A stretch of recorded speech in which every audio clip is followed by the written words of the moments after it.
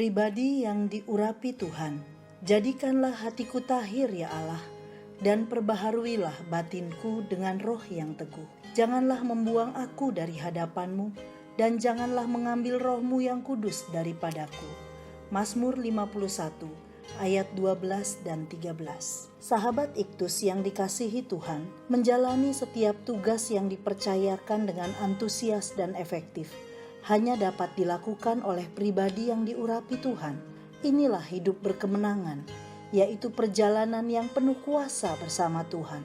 Betapa pentingnya kita menjadi pribadi yang diurapi Tuhan, sehingga hidup kita bukan sekedar berisi aktivitas, tetapi menjadi sebuah pelayanan yang membawa orang pada pertobatan dan menyenangkan hati Tuhan. Lalu siapakah pribadi yang diurapi Tuhan?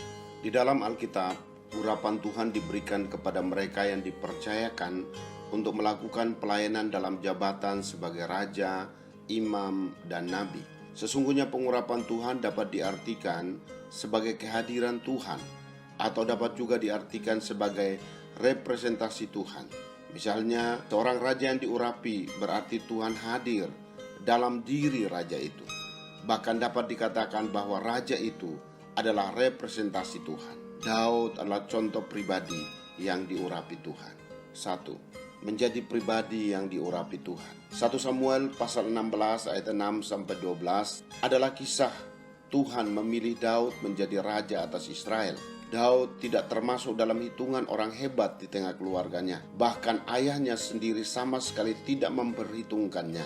Tuhan memilih dan mengurapi Daud untuk melaksanakan tugas pelayanannya sebagai raja Israel. Setelah Samuel mengurapi Daud di tengah-tengah saudara-saudaranya, sejak hari itu dan seterusnya berkuasalah roh Tuhan atas Daud.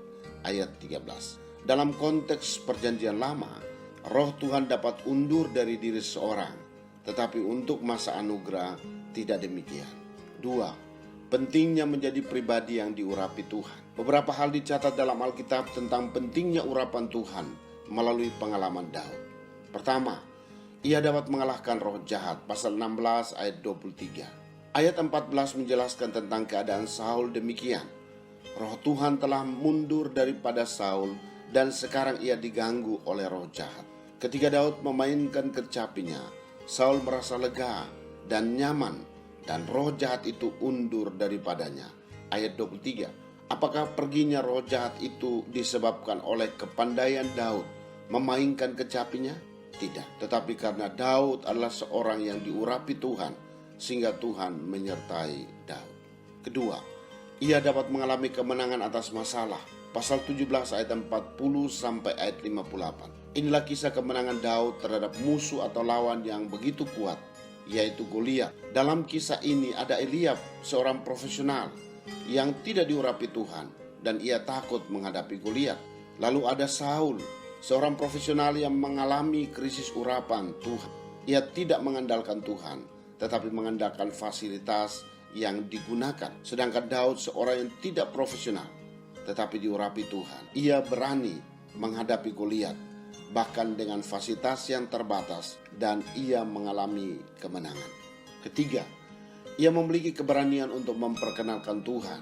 Pasal 17 ayat 46 dan 47. Kemenangan yang diraih Daud bukanlah untuk kehormatan bagi dirinya sendiri, melainkan untuk memperkenalkan nama Tuhan. Daud yang masih remaja itu diurapi Tuhan, sehingga memiliki hasrat untuk memperkenalkan Tuhan ke seluruh bumi, supaya seluruh bumi tahu bahwa di Israel ada Allah. Keempat, ia hidup memenuhi tujuan Tuhan. Kisah 13 ayat 36a. Kisah 13 ayat 36 mencatat Daud melakukan kehendak Allah pada zamannya. Sebagai seorang raja yang berkuasa, ia dapat saja melakukan kehendaknya sendiri atau kehendak rakyatnya. Namun ia melakukan kehendak Tuhan. Seorang yang diurapi Tuhan dapat menggenapi segenap maksud Tuhan dalam kehidupannya. 3. Penghalang menjadi pribadi yang diurapi Tuhan. Dosa adalah penghalang bagi seorang untuk menjadi pribadi yang diurapi Tuhan. Ketika Daud berdosa karena melakukan persinahan dengan Batseba dan membunuh Uria, ia berdoa dalam Mazmur 51 ayat 13. Janganlah mengambil rohmu yang kudus daripadaku.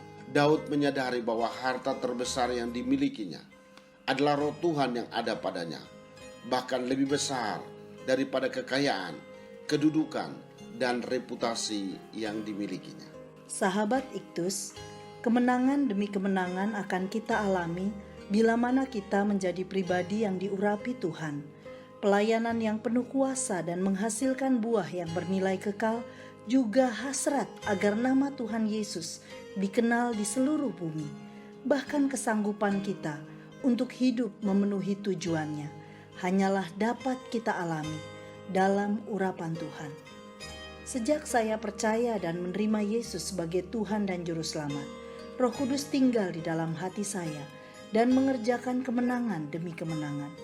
Urapan Tuhan bekerja efektif dalam hidup saya bila saya tidak kompromi dengan dosa. Urapan Tuhan membangkitkan hasrat misi saya untuk memberitakan kabar baik kepada setiap suku dan kaum dan bahasa di seluruh dunia, hingga semua tujuan Tuhan tergenapi dalam hidup saya.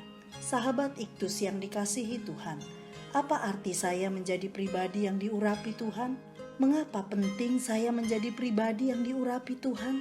Apa yang menghalangi saya saat ini untuk menjadi pribadi yang diurapi Tuhan?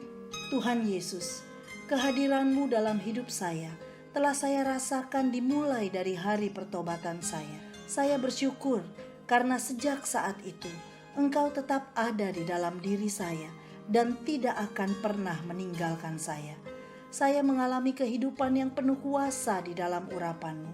Saya menjadi antusias menjalani hidup ini dan efektif menyampaikan kabar baik. Urapan-Mu ya Tuhan, yang menuntun saya untuk memberi tempat tertinggi kepadamu, hingga semua tujuan-Mu tergenapi dalam hidup saya.